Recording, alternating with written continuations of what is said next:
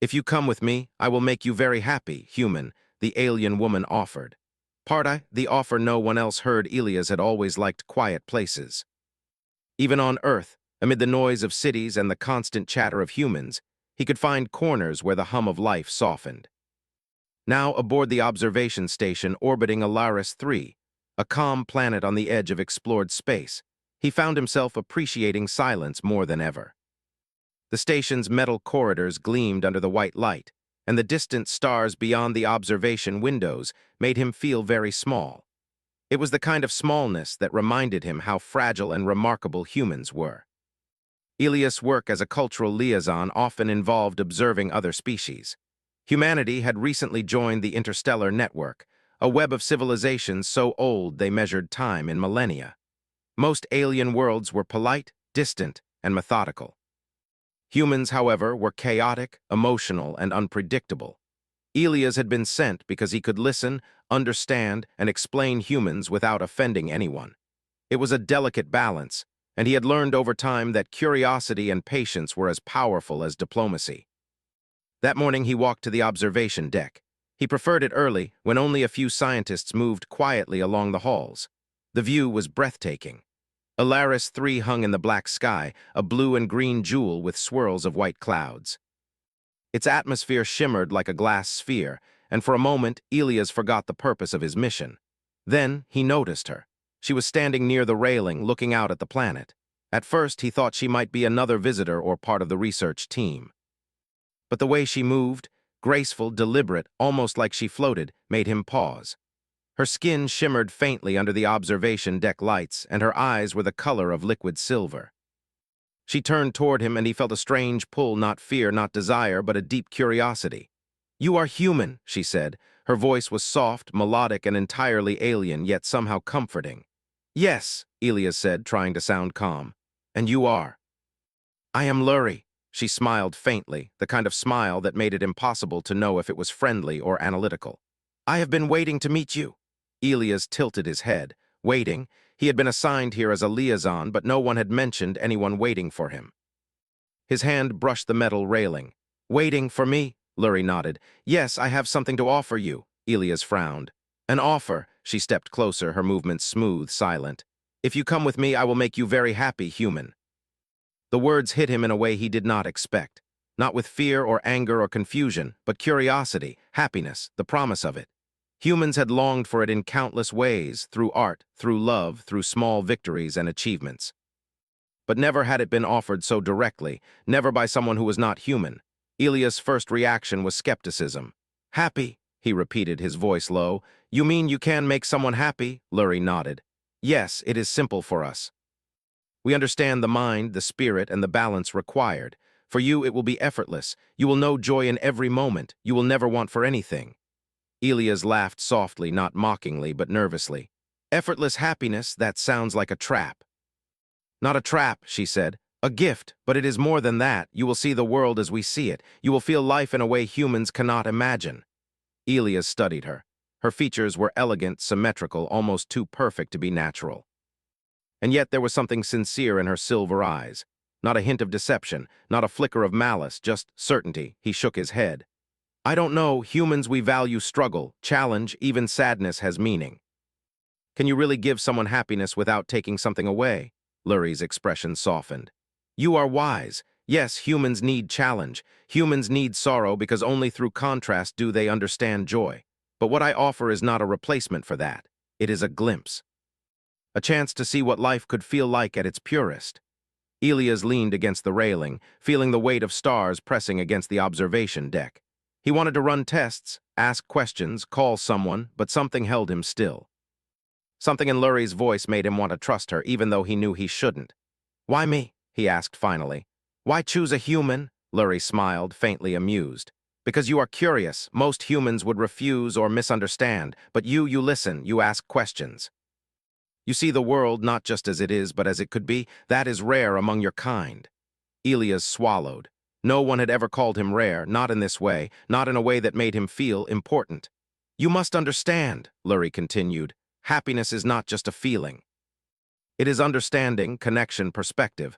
You will see how your mind, your heart can be expanded beyond what you think possible.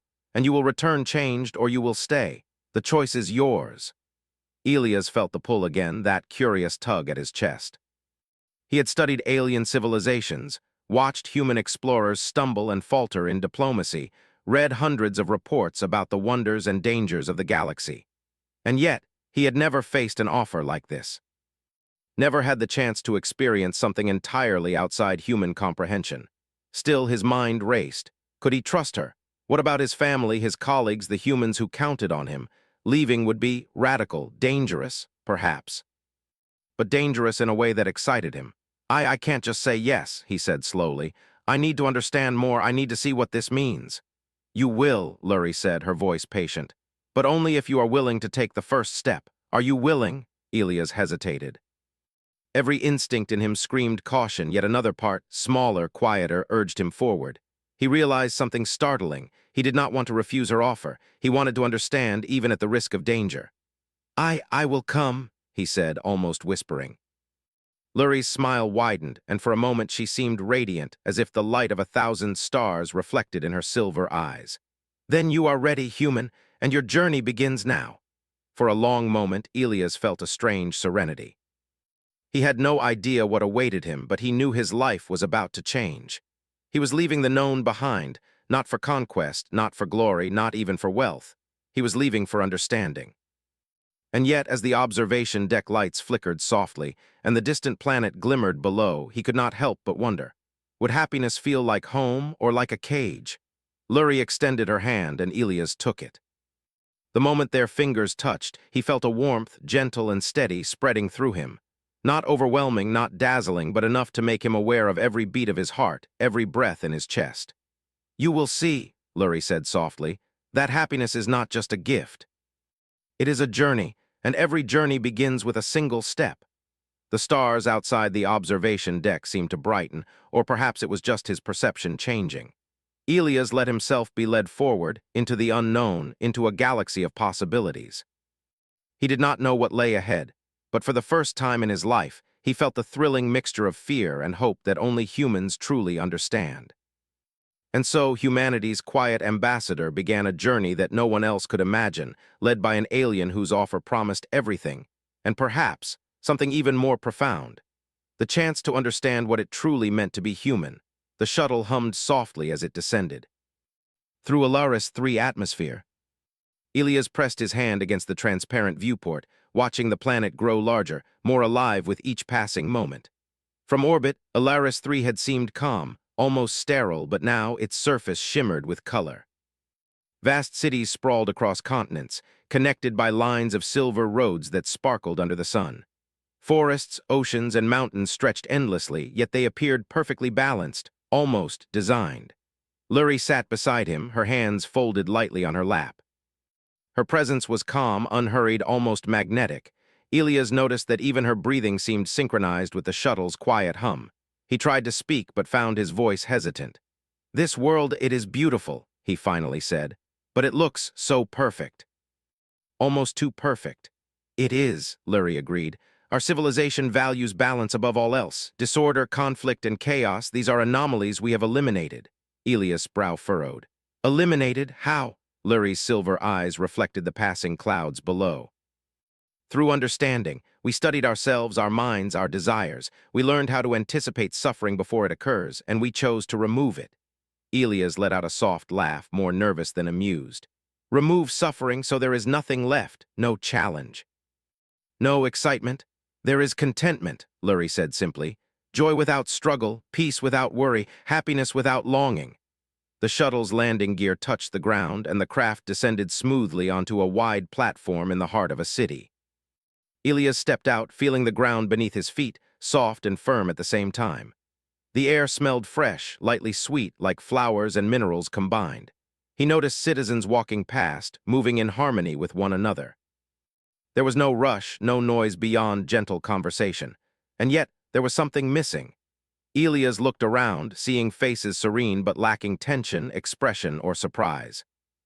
Their eyes were bright, their movements elegant, but every gesture seemed controlled, as if every thought was measured and intentional. There was no urgency, no frustration, no unexpected laughter. Even the children played in perfect rhythm, their games orderly and predictable. Lurie noticed his gaze. "You find it strange?" she asked. "Yes," Elias admitted. "Humans, we find meaning in struggle, in small failures and successes, in longing. Here, I feel like I am watching life, not living it." Lurie's face softened. "That is a common reaction. Our people do not experience longing. We do not pursue desire in the same way you do. Our art is structured, our knowledge complete, our emotions balanced. You may find it difficult at first." Elias followed her along a broad avenue lined with silver trees that shimmered in the sunlight. The citizens greeted him politely, but without enthusiasm. Their smiles were pleasant, but they lacked the spark of surprise or spontaneity. Elias thought of humans he had known, friends who laughed until they cried, strangers who argued passionately over nothing, lovers who quarreled and reconciled in the same breath. The richness of imperfection was absent here. "Do you ever get bored?" he asked. Lurie tilted her head. "Boredom is an outdated concept. We are aware of our surroundings, our thoughts, our responsibilities, and our potential. But we do not suffer the emptiness you call boredom. Our minds are engaged constantly, though not in a restless way. You might call it peaceful focus." Elias shook his head, half in awe, half in frustration. "Peaceful focus sounds like nothing at all." Lurie did not reply immediately. Instead, she led him to a plaza at the center of the city. Towering crystalline structures rose around them, reflecting the sunlight in dazzling patterns. Citizens moved gracefully among fountains and gardens. The water sparkled in perfect arcs, catching the light as if choreographed. Elias felt a faint thrill. This was beauty unlike anything on Earth, but still it felt distant. "They are not unhappy," Lurie said quietly, reading his expression. "You sense the absence of something, yet it is not sorrow. It is contrast. Humans measure joy against struggle, desire against deprivation. We do not need these comparisons. We exist in harmony." Elias frowned. "Harmony, yes, but it feels like silence in a room meant for music. Your people are happy, I can see that. But are you alive?" The question hung in the air. Lurie looked at him closely. "Alive?" "Yes," Elias said. "Fully alive. Humans feel deeply in ways that hurt sometimes, in ways that inspire, in ways that drive us forward. Here everything seems complete but also still. Frozen." Lurie studied him, her expression thoughtful. "You may be correct. Perhaps it is our limitation, not our strength. We eliminated conflict and longing, but maybe we lost something essential along the way." Elias felt a small thrill of connection. For the first time, he sensed curiosity in her, something raw, something imperfect. "Then maybe that's why you wanted me here," he said carefully. "To see what you've lost." Lurie did not answer immediately. Instead, she guided him to a building that seemed alive with subtle energy. Its walls shifted color gently, responding to the presence of visitors. Inside, citizens studied art, music, and knowledge. But unlike human museums or schools, everything was perfect. Paintings moved without error. Music flowed without variation. Information was absorbed effortlessly. Elias wandered through the hall, fascinated and unsettled. He tried to imagine himself in a place like this permanently. No struggle, no failure, no surprise, no growth. His chest tightened slightly. Humans survived because they failed, adapted, and persevered. Without that, life felt flat. "This is impressive," he admitted finally, "but also a little frightening." Lurie's expression softened. "It is only frightening because it is different. You fear the unknown. Humans are wired to fear gaps in understanding, to challenge limits. We do not experience this fear. We see all, we know all. And yet," her eyes held a faint flicker of doubt, "I sometimes wonder if there is more than understanding. If curiosity alone is not enough." Elias' heart leapt. Curiosity, she had it. Somehow, despite generations of structured living, Lurie felt it, a spark humans knew well. "You feel curiosity?" he asked, trying to keep his voice calm. Lurie nodded subtly. "Yes. Though it is frowned upon, we have been taught that uncertainty leads to dissatisfaction, and yet I cannot ignore it. I am drawn to understand what you humans feel." Elias smiled faintly. "Then maybe that's why I'm here. Not to receive happiness, but to show it in a way you never knew existed." They walked in silence for a while, observing the citizens around them. Elias noticed subtle reactions he had not seen before, tiny deviations in routines, slight smiles that lingered a moment too long, a question asked in a tone slightly too curious. Small cracks in perfection. "It is not as rigid as it seems," Elias said. Your people may have removed suffering, but even perfection contains hints of life. Curiosity, surprise, maybe even wonder. Lurie's eyes sparkled faintly. Perhaps, and perhaps that is where you will teach us. Humans live fully because they accept imperfection. Perhaps we have forgotten that truth. The day passed in a blur of new experiences. Lurie introduced him to gardens where flowers responded to touch, musical instruments that created symphonies effortlessly, and libraries where knowledge was transmitted directly through thought. Elias was amazed, but he could not shake a quiet unease. Every marvel felt distant, almost sterile. By evening, they arrived at a high observation tower overlooking the city. The sun set, casting long shadows across the sparkling buildings. Elias took a deep breath. "You have a perfect world," he said softly, "and yet it feels like a museum, beautiful, yes, but not alive." Lurie studied him for a long moment, then she nodded. "You may be right, human, and that is why your presence is enlightening. I had expected someone to marvel, to learn, to accept. Instead, you question, you feel, and in doing so, you show me something I have not seen in centuries." Elias felt a strange warmth in his chest. For the first time, he sensed connection, not just understanding, but the shared recognition of imperfection, curiosity, and longing. "Tomorrow," Lurie said gently, "you will meet others of my kind who are curious. Not everyone sees as you do. They will be cautious, perhaps suspicious, but you carry something they have not felt in generations." Elias nodded, feeling a mixture of anticipation and trepidation. "And that is human?" "Yes," Lurie said, her voice soft but firm. "The human heart, unrestrained, is capable of things we cannot imagine. Perhaps that is the true gift you bring." As night fell over Alaris III, the city glimmered like a jewel, perfectly ordered and silent. Yet in one corner of the observation tower, a human and an alien shared a quiet understanding. Happiness was not just about perfection. It was about the struggle, the desire, and the spark of curiosity that made life worth living. And for Elias, that spark was enough to keep him awake through the long alien night, wondering what the next day would bring. The sun rose over Alaris III, spilling gold and pink across the sparkling city. Elias woke in a room that seemed almost alive, the walls subtly shifting color as he moved, the air soft and warm, scented faintly with flowers he couldn't identify. For a moment he lay still, staring at the ceiling, letting the gentle calm wash over him. Yet beneath that calm, there was a strange restlessness, a small whisper in his chest that told him he did not fully belong here. Lurie appeared as quietly as always, standing at the doorway with her silver eyes reflecting the early light. "Good morning, human," she said, her voice melodic and calm. "Are you ready to begin?" Elias sat up, rubbing his eyes. "I think so," he said slowly, "but I have a question first." "Ask," Lurie replied, folding her hands in front of her. "Why happiness? Why do your people focus on it above everything else?" Lurie tilted her head, thoughtful. "Because we believe it is the ultimate purpose. Conflict, suffering, and desire cause imbalance. They cloud judgment, waste energy, and create chaos. By removing these elements, we create a life free from pain and uncertainty. That we believed would be the truest existence." Elias frowned. "But without challenge or longing, without the struggle, how do you know you are living fully?" "Humans only understand joy when we feel its opposite." Lurie's eyes softened. "Perhaps that is the human problem, or perhaps it is the human gift. You treasure imperfection, failure, and uncertainty, and through them you create meaning." Elias felt a warmth in his chest. No alien had ever said anything like this to him. No one had ever acknowledged that humanity's flaws, our mistakes, our failures, our struggles, were actually strengths. Lurie gestured for him to follow, and together they walked through the city. The streets were quiet, the citizens calm, each moving with effortless grace. Elias noticed a few subtle deviations from perfection. Someone hesitated slightly before answering a question. A painter lingered longer on a brushstroke than usual. A musician paused mid-note, as if considering the emotion behind the sound.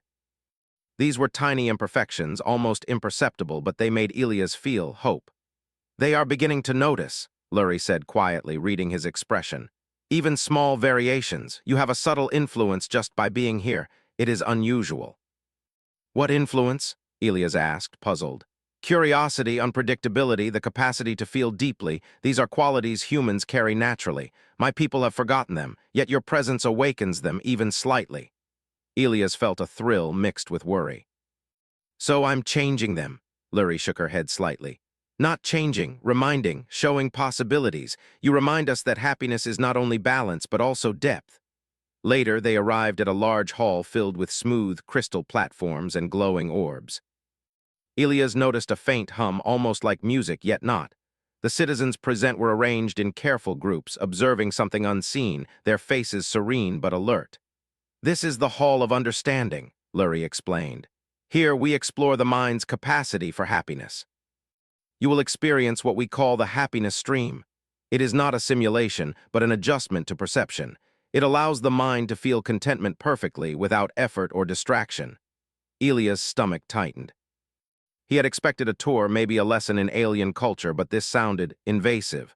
Adjustment to perception? He asked cautiously. Like you can make me happy? Yes, Lurie said simply. It is harmless, but it may feel unusual. Your mind will interpret it as absolute contentment. Elias took a deep breath. Humans craved knowledge, adventure, and new experiences, and though he had doubts, curiosity tugged at him relentlessly. Okay, he said. I'll try it, but I need to understand it. I need to feel what it is and then analyze it. Lurie nodded. That is wise. Proceed at your own pace. We will observe but not interfere. He stepped onto one of the crystal platforms. A faint glow spread beneath his feet, pulsing gently. The air seemed to hum with energy, soft vibrations brushing against his mind. For a moment he felt light-headed, as if floating above the world. Then a wave of calm washed over him.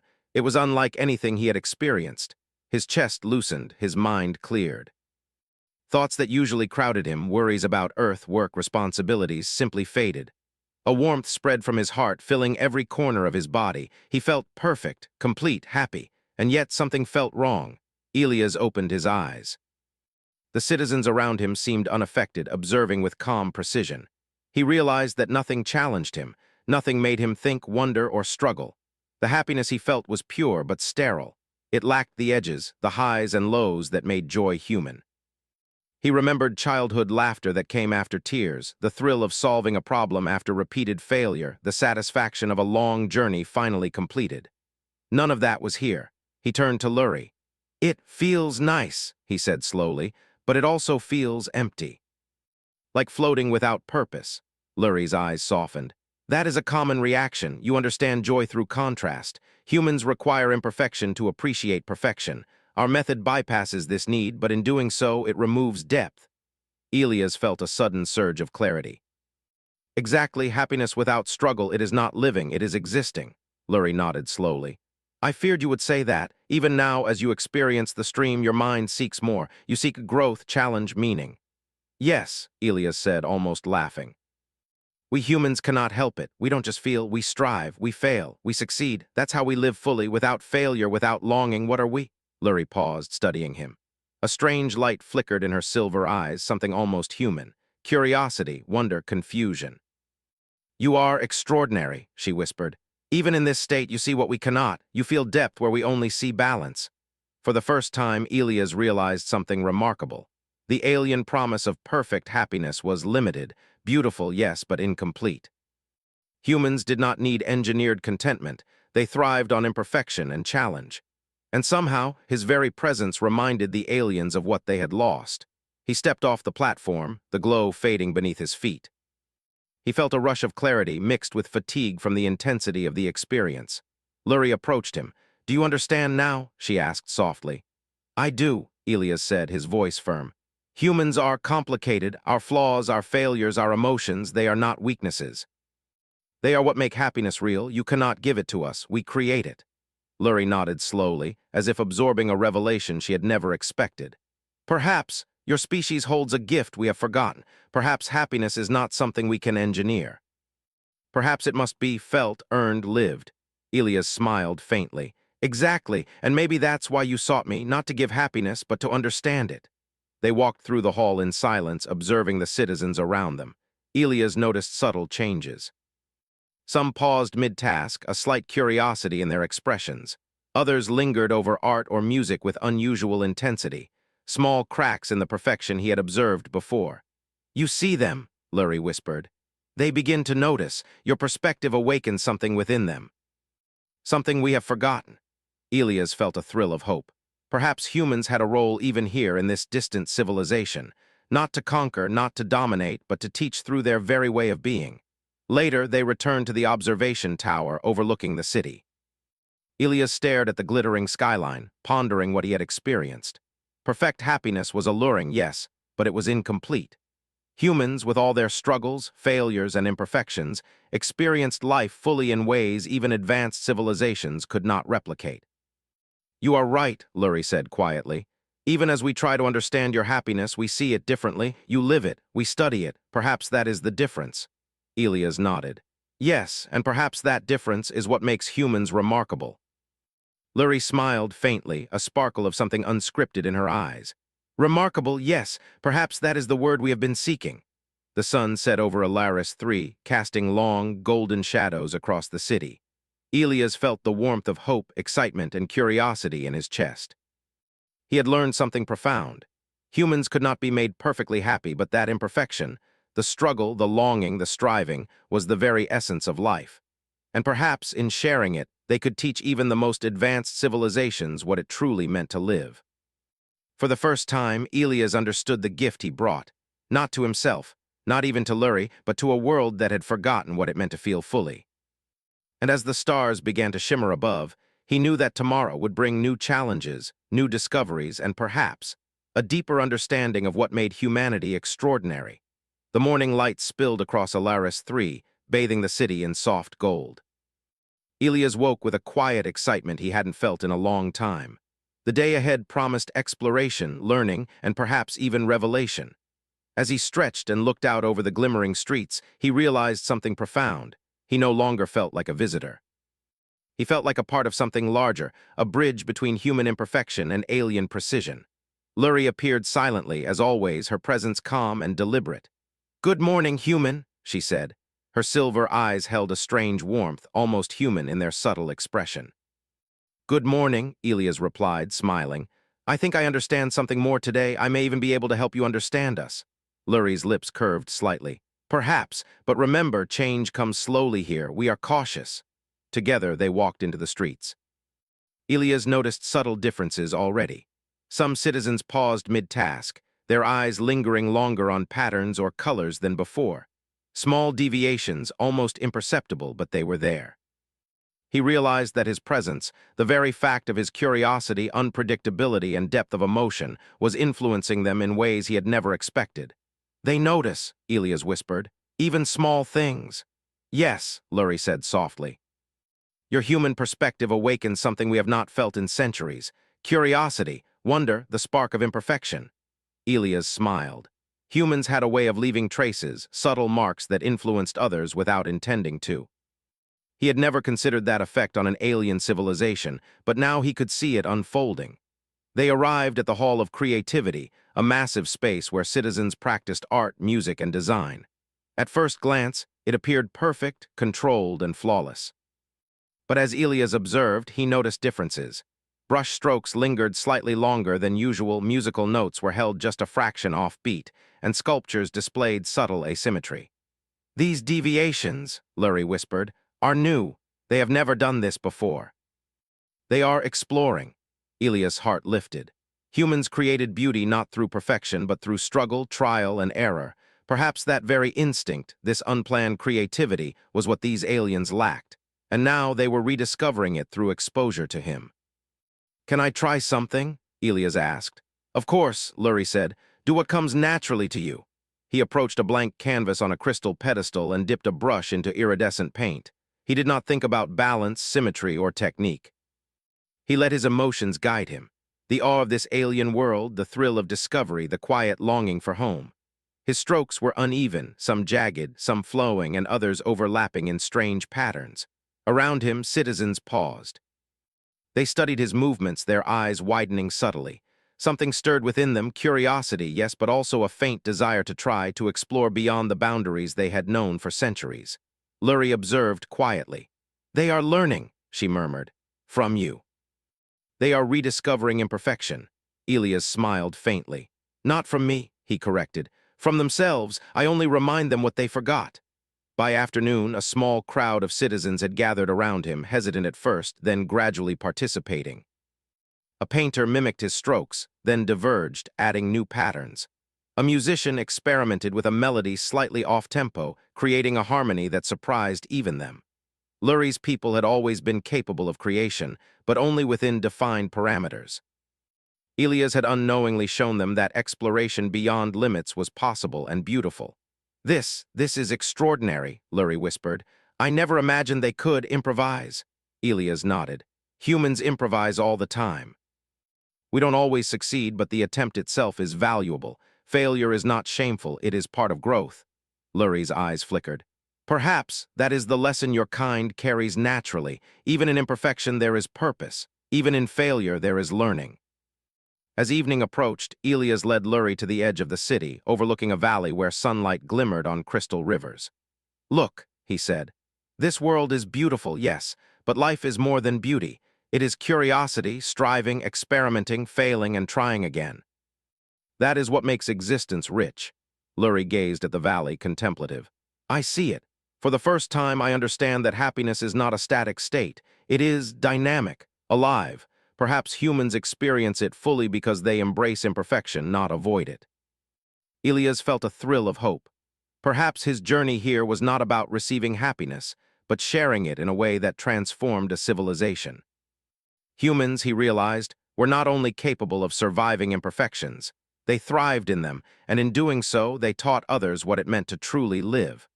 Over the next days, he continued to work with the citizens. Simple exercises, painting, music, storytelling brought subtle shifts in their behavior. They lingered longer on observations, questioned small details, and experimented with ideas outside their structured norms. Elias noticed a faint gleam in their eyes, curiosity, wonder. Something almost human. Lurie observed these changes quietly, sometimes speaking softly to Elias. They are awakening. Your presence has sparked something dormant, something even we did not realize we had lost. Elias smiled. I don't think it's just me, it's the human way. We don't plan to teach, we just live, and living fully sometimes inspires others. That evening, Lurie took Elias to the highest tower in the city. They stood side by side, overlooking the glittering metropolis. Citizens below moved with elegance, but now Elias could sense subtle, almost invisible differences. Pauses, hesitations, curious glances, and small, unscripted smiles. They notice small things, Lurie said.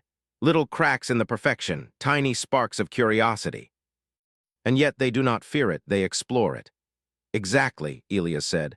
That's the beauty. Humans aren't afraid to try even when we fail. That's how we learn, that's how we grow. Perhaps that is what your civilization has forgotten. Lurie's eyes reflected a new understanding, a quiet admiration for the species she had once thought fragile and chaotic. Remarkable, she whispered. Even amidst our perfect order, your presence shows that imperfection can bring new life. Perhaps that is the unintended gift you carry. Elias felt a quiet pride. He had come here seeking understanding, and he had found it, not only in Lurie, but in the citizens of her world. Through his very existence, he had reminded them that life was not only about balance, but also about curiosity, exploration, and embracing the unknown. As night fell over Alaris III, the city shimmered under the twin moons. Elias stood with Lurie, feeling a sense of purpose he had never known. He understood now that humans had a role even in distant civilizations, not through conquest, not through power, but through presence, curiosity, and the courage to embrace imperfection. Tomorrow, Lurie said softly, you will meet the council. They will be hesitant, but perhaps you can awaken them too. Elias nodded. We'll see. Humans don't give up easily. And in that quiet, glimmering night, a human and an alien shared a moment of understanding. Imperfection, Elias realized, was not a weakness. It was the spark that brought life to the world, the spark that even the most advanced civilizations had forgotten. The stars above Alaris III seemed to shine brighter, not because of light, but because of potential. The potential of humans to teach, to inspire, and to awaken something long lost. And Elias knew, with certainty, that the next day would bring new discoveries, new challenges, and perhaps a deeper connection between humanity and a civilization that was beginning to remember how to truly live.